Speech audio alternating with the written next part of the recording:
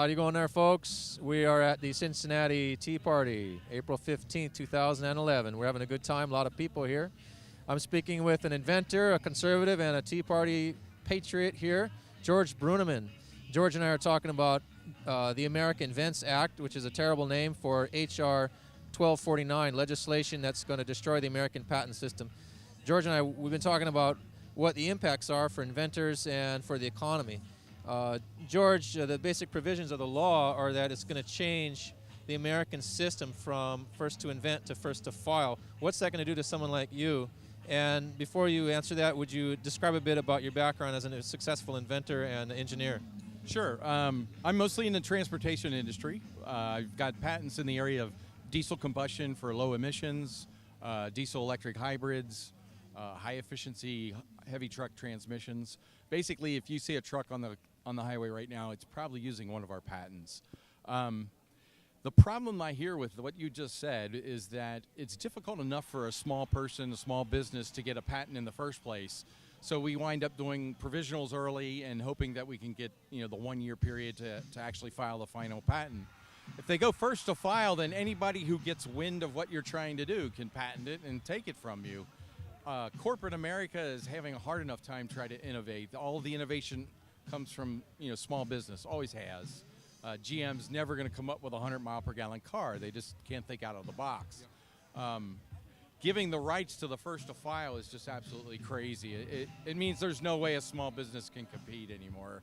And it also means there's no incentive for invention, which is bad enough because the way the tax laws are set up, if you do have an invention and make it big, suddenly you're the bad guy and you get taxed to the high heavens. And it's just going to make it incredibly difficult for innovation to occur. I can't believe California would go along with something like this because they're all garage shops. That's how everything started. I just don't know how they're going to do that with this. So you mentioned one thing about most or all new jobs coming from startups and small business. Can you elaborate a bit on that and how the changing of the patent system would affect small business and job creation? Sure. Just take, for instance, what we've been trying to do. We did a long study of a year and a half looking at, what would it take to get to a 100-mile-per-gallon car. And in fact, we found some very promising ways to do it and found one. But because we were not Ford, Chrysler, or GM, when we approached, we even went after one of the Stimulus Act programs, for lack of a better term. And we were told that the reason that we were not going to get it was not because our idea wasn't good. It was because we didn't create enough jobs to make my governor look good by the time the election rolled around. And so the only people that were getting those awards, I later did the study of who won those awards, 85% of them went to one of the big three. 90% of the money went to near Detroit, Michigan. So literally the only people outside of Detroit that got money were a couple of the favorite battery makers or electric cars, which you're not going to get 100 miles per gallon from a battery because they're coal-fired generation. So this kind of a thing is going to make it even harder to try and compete in an industry that's already established. So for example, if they had let GM and Chrysler fail, which Chrysler's going to fail anyway, but if they had let them fail, just imagine the inventors that would have come out to fill that void. Because now you would have been allowed to look off the table at a clean sheet of paper, come up with a whole new way of doing it, and you wouldn't have to fight all of that bureaucracy of both the corporations and the federal government. They're just stacking the deck against the little guy, and I just don't understand how the jobs are going to come from that. Yeah, we're dead here. Can you hear over the music? I can hear him great. You can hear him great? Yeah. Oh, okay, good. Okay. Are you ready? George, tell us what you think conservatives and Tea Party people around the country need to know about the impact of losing control of intellectual property for the inventor. The whole concept of intellectual property is very difficult for most people who have never done it to understand. The idea that an idea can be valuable. But the net effect of it is we've got to get the word out that there's no longer an incentive to come up with a new idea. There's no longer a way for the American dream to come true for an inventor, which is just so totally foreign. If you look at who the founders were, Ben Franklin was an inventor. George Washington was an architect. These guys, Thomas Jefferson was a genius as far as what he could do, some of the stuff he patented. And I just can't imagine that their dream for America was to take all that away from the individual and give it to the large corporations and to the people who are least capable of bringing it true. Just as an example, the reason our company was able to grow when we first started was because we could go into an established corporation and do the job 3 times faster with 3 times less money and come up with something they never dreamed they could do. That happened in the 3 cases that we were able to win major contracts. But what happens is you go in and do that, and you come up with these great ideas, and suddenly you're the odd man out. And the rest of the company looks at you and says, we got to get rid of them because we look bad. Now they're saying, not only do you look bad, because your ideas are only yours, and you can't get there and file the patents and pay for the lawyers to do that, they're now going to take that away from you. It's just making it incredibly difficult for an individual to make a difference. And the solution to the power problem, the solution to the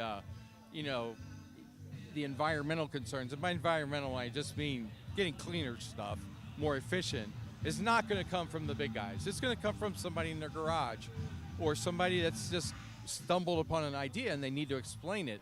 The way you explain it has always been through a patent, and it's always been on day one. You write your dates down, you keep the book, you keep the records, whoever does it first wins. And they've changed it slightly lately to be whoever does it first and makes it work and can produce it. So with each step, they're getting further and further away from what you can do in your garage, and it's just going to make it that much more difficult to do it. President Obama is the one pushing this legislation really hard, and it's part of his package for the 2012 election cycle. And the rationale that he is giving is that we need to, quote, harmonize our patent system with Europe and Japan. What's your reaction to his assertion that we need to be like the rest of the world? Well, if he means we need to be like the rest of the world, that means we do no innovation. When's the last time you've heard of an innovative thing coming out of France? Germany doesn't do innovation so much as perfection, and they're very good at it. Japan, same way, perfection. Nobody's coming up with the innovative stuff. Facebook didn't come from Great Britain, never will. It was the environment in the United States that made this happen, and to make us look like more of the rest of the world just means we're going down to their level. And I don't mean that in the arrogant way that America does everything. I just mean America was always the place that if you had a great idea and you could make it work, you were successful. And to change us to be like the rest of the world, which says, it's got to take 20 years to come up with anything and it's got to be a, consensus community thing, is just absolutely nuts. Nothing good ever comes from, that kind of massive group think. One of the projects we did, they said, well, we think it's going to take 5 years and 50 people. And I said, well, the reason it's going to take 5 years is because you're putting 50 people on it. You put 10 people on it for 2 years and you're going to get a much, much better solution. And when you take that to its logical conclusion of where does the innovation come from, there's just no way you can get that from the large groups and by thinking like the rest of the world. That's absolutely ludicrous.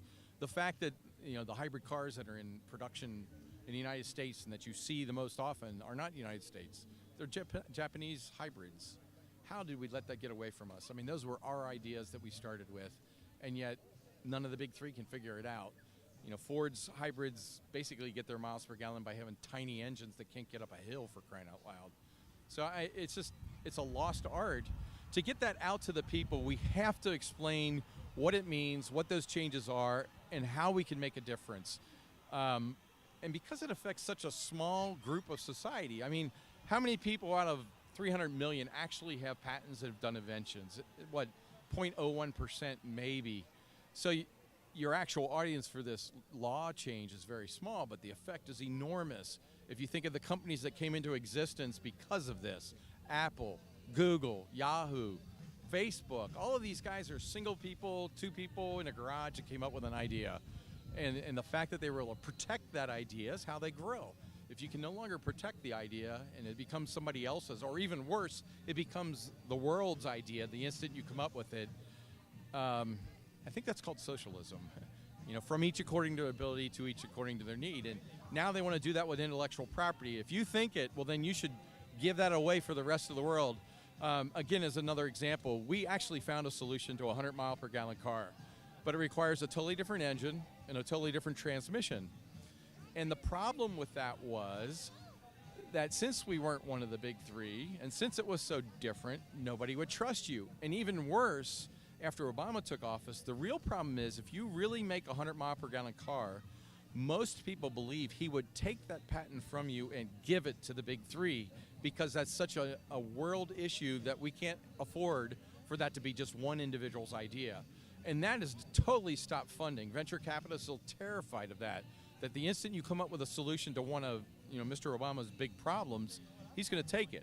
And I think that's a very real threat. And what you're saying is that this bill is the first step toward that. So basically what President Obama is doing is creating the legal framework and making it legal to steal you as an American, the product of your own mind. Yes, it's bad enough that they take every penny you earn. Now they want to take every thought you have. It's becoming extremely difficult to do the American dream. I mean, it seems to be that the base problem is they want an organized society where the top thinkers are the ones that decide everything. And look what you have. I mean, you have a debt that's growing at a rate of $54,000 a second. That's truly amazing. I mean, that's an accomplishment. I don't know how you spend that much money that fast. And now we're going to apply that to intellectual property. That's absolutely ludicrous. Just summarize up, what are some of the technologies that you worked on? I've been doing diesel combustion technology, so any of the low emission stuff from 2000 on with the big trucks. Diesel electric hybrids, so FedEx, UPS, Coke, those are our designs. We did the intelligence behind that. And then some heavy duty truck stuff. And more recently, we've been looking at ways to apply vehicle data to improve driver ability and stuff like that. It's the idea that you can make the machines intelligent and they can even work when things go wrong, and then applying that to different applications. What happens to Ohio jobs and Ohio economy if we lose control, Americans lose control of their own intellectual property and patents? I think you're already seeing it. I think Ohio is the second worst state in the union as far as job loss, right behind Michigan, which is because of the same thing, transportation industry. Ohio used to be very innovative, and even more closer to home, Cincinnati used to be known as the machine tool capital of the world. Cincinnati Millicron was the place to be. When computers came in, Cincinnati Millicron didn't keep up with it. Instead, a Japanese company bought them out, introduced them to robotics, which again is a U.S. concept, and now they're gone. Cincinnati used to be the hub for so many things that have left. Right up the road from here, GE Aircraft Engines, they used to employ 40,000 people. The last strike the unions had, they set a record production and quality level with half the people doing half the time. And basically there's no more jobs there for that either. Ohio used to be the center for innovation in a lot of areas. It's not happening anymore. I think in everything that's happened, they've tried to paint the northern part of Ohio as the up-and-coming solar area, but again, you're subsidizing something that doesn't work yet, and by pushing it even further, you're just making the situation worse. And everything that you've talked about with this patent is going to change the game entirely, and basically disincentivize anyone to go down this path. And we don't need that. We need to be training our young people to be more innovative, not less, to take initiative, not to wait for the government to tell them what to do. But I can believe it. If you had told me this 10 years ago, I would have said, you're crazy, they're never going to do this. But anything's possible now. Well, folks, there you have it. This is Mr. George Bruneman, very successful inventor, innovator, and engineer here in Ohio. And we've been talking about the dangerous and damaging effects of HR 1249, which is ironically called the America Invents Act. And the experts that have looked at it concluded that it's unconstitutional for one and highly damaging to the economy for two. So thank you, George. I appreciate your time. Thank you. Nice to have a chance.